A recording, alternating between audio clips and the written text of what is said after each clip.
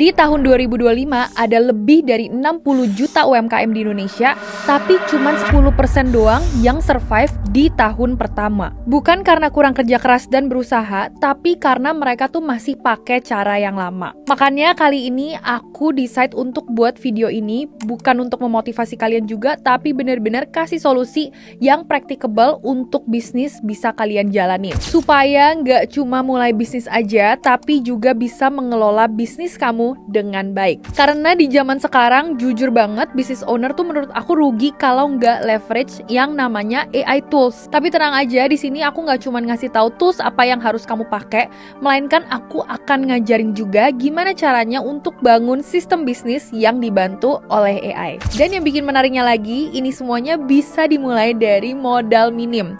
Karena di zaman sekarang udah makin banyak opsi yang memungkinkan kalian untuk mulai bisnis dengan modal kecil aja. Jujur kalau aku lihat kompetisi bisnis di 2026 udah beda banget sama 10 tahun yang lalu. Mungkin dulu siapa yang punya modal gede, punya toko fisik di lokasi yang strategis, itu dia yang bakal menang.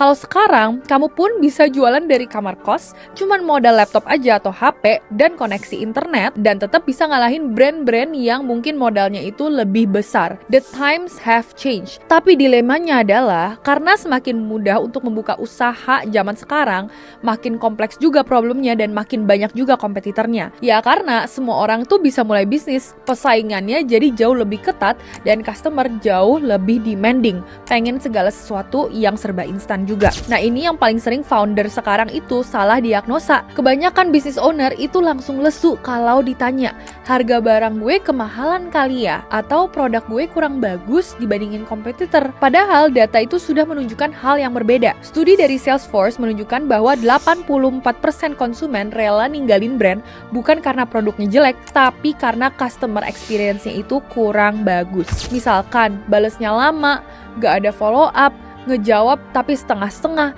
Artinya ini bisa jadi celah supaya kamu tuh bisa punya produk terbaik di kelasnya. Tapi kalau customer service-nya lambat, ya bye-bye aja.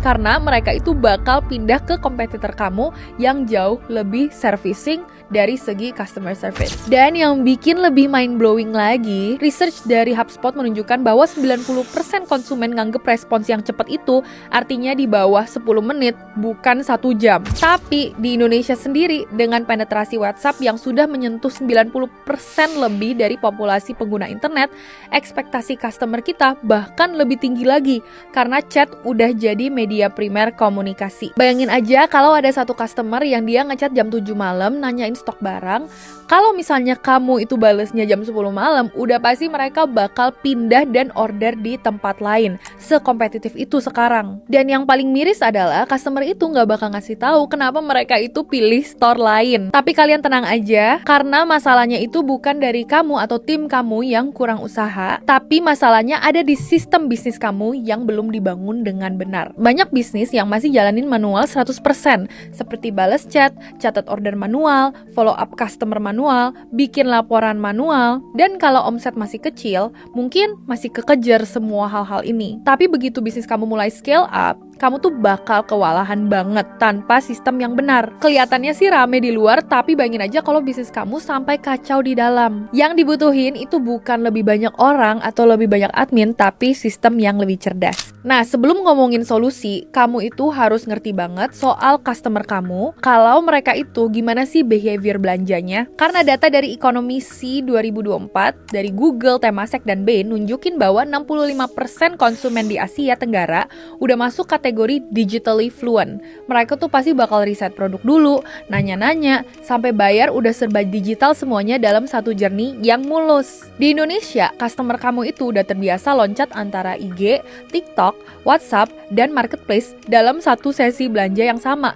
Ya kenapa? Karena mereka mau compare harga atau compare customer experience yang lebih baik. Kalau bisnis kamu belum bisa fulfill itu, kamu bakal kehilangan peluang di setiap langkahnya tanpa pernah dikasih tahu kenapa. Nah, solusi pertama, aku bisa kasih tahu ke kamu solusi yang memang paling konkret yang bisa kamu terapkan untuk bangun bisnis dari nol menggunakan sistem yang tepat. Semua komunikasi itu harus tersentralisasi dari satu tempat aja. Buktinya, Aberdeen Group sudah membuktikan bahwa bisnis dengan strategi omni-channel yang kuat, average retention rate-nya ada di 89% dibandingkan dengan yang 33% buat yang masih manage channel secara terpisah. Nah, enaknya kita hidup di zaman sekarang yang sudah available tools-tools untuk buat semua komunikasi kamu itu tercentralized yang bisa kamu leverage. Misalnya, conversational AI, platform automation chat dari WhatsApp atau Instagram yang lebih pintar dari bot biasa. Dan bayangin aja mereka itu lebih fast response. Kedua, business automation, alat yang bisa connect workflow antara departemen secara otomatis. Yang ketiga, specialized AI agents, agent AI yang punya role spesifik layaknya asisten sales atau data analis. Nah, contoh-contoh tools yang di Indo yang sudah proven harusnya kalian tuh udah nggak asing lagi, seperti Halo.ai atau Cekat AI. So, menurut aku di poin ini, AI agent itu bakal membantu untuk merombak bisnis kamu di masa depan, bahkan mulai dari sekarang. Tinggal gimana caranya kamu bisa nemuin problem-problem yang biasanya orang itu alamin, misalnya yang tadi slow customer response dan lain-lain, yang bisa kamu solve dengan cepat melalui tools-tools seperti AI yang readily available. Nah, ada beberapa challenge yang mungkin kalian bisa pantau dan lihat dari testimoni bisnis orang lain juga.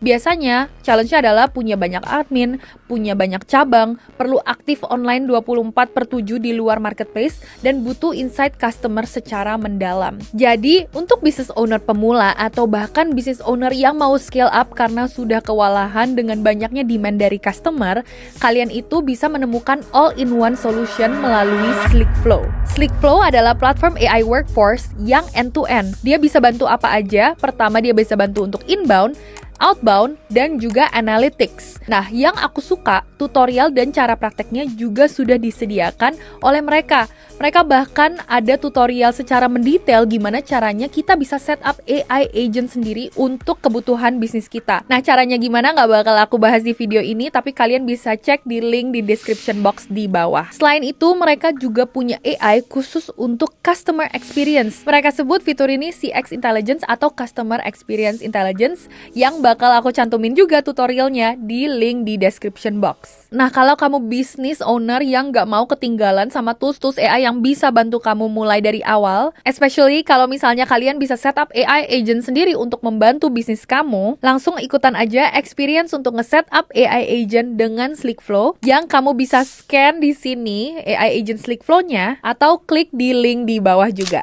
Oke, selamat, kamu sekarang udah tahu tools-tools terbaik apa aja yang kamu bisa pakai untuk running bisnis kamu di zaman digital sekarang. Tapi semua itu tuh nggak bakal ngefek kalau orang-orang kamu itu belum siap. Ada 2 skill juga yang wajib kamu dan tim kamu kuasai sekarang, apalagi bangun bisnis di era AI. Pertama, kamu tuh harus bisa baca data customer secara actionable. Jam berapa paling banyak chat masuk, pertanyaan apa yang paling sering ditanyakan oleh customer kamu, dan di titik mana mereka itu biasanya nggak jadi beli atau nggak jadi check out. Kedua, ini juga nggak kalah penting, prompt engineering untuk ngasih instruksi yang benar ke AI kamu, supaya AI kita itu bisa bantu nulis follow up, bikin konten, analisa feedback, sampai draft SOP dalam hitungan menit aja. McKinsey Generative AI Report juga menunjukkan bahwa AI itu bisa meningkatkan produktivitas customer facing functions hingga 30-45%. Tapi kalau orangnya tahu cara pakainya dengan benar ya. Nah, ujung-ujungnya semuanya ini bermuara ke satu tujuan. Bisnis kamu itu harus bisa jalan tanpa kamu harus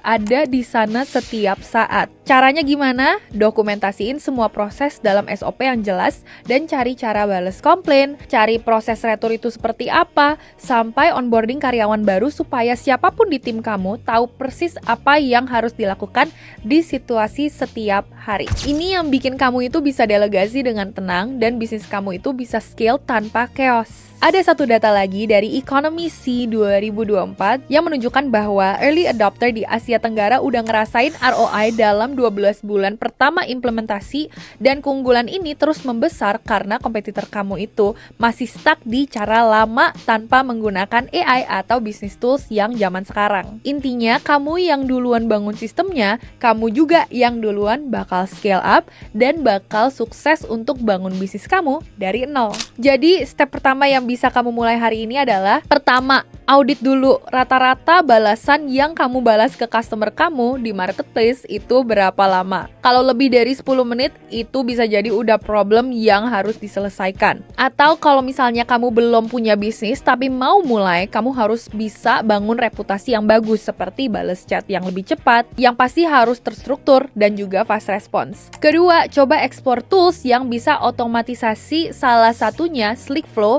yang bisa kamu coba gratis dulu untuk lihat langsung bedanya ke bisnis kamu. Ketiga, baru mulai bangun SOP simple untuk proses yang paling sering terjadi di bisnis kamu, supaya kamu itu nggak perlu setiap hari terlibat di hal-hal yang paling kecil pun. Karena ingat satu hal ini, bisnis yang bakal survive itu bukan yang paling besar, tapi yang paling adaptif. Di era yang bergerak cepat sekali seperti zaman sekarang, skill untuk respon cepat ke customer, baik ke perubahan pasar maupun ke teknologi baru, itu yang bakal menentukan apakah bisnis kamu akan menjadi 10% dari bisnis UMKM yang berhasil di Indonesia. Pilihannya ada di tangan kamu, dan kalian udah ada di langkah yang benar dengan nonton video ini.